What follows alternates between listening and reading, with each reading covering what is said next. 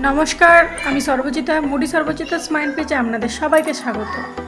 আপনাদের আগেই বলেছিলাম আমি দিঘির মেলা গেছি, সেখানে নানান ধরনের বেতের জিনিস দেখিয়েছিলাম আগের ব্লগে। এখন দেখাচ্ছি নানান ধরনের পাখি, নানান রঙের পাখি, নানান রকমের পশু।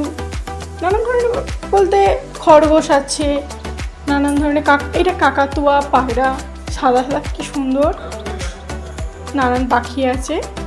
তো আমি সবার নাম জানি না, কিন্তু খুব সুন্দর পাখিগুলো দেখে এত ভালো লাগছিল যে আসতে মনে যায়নি। সুন্দর সুন্দর পাখি ছিল ওখানে, কি মিষ্টি মিষ্টি দেখতে, আর নিজেরা খেলা করছে নিজেদের মতো।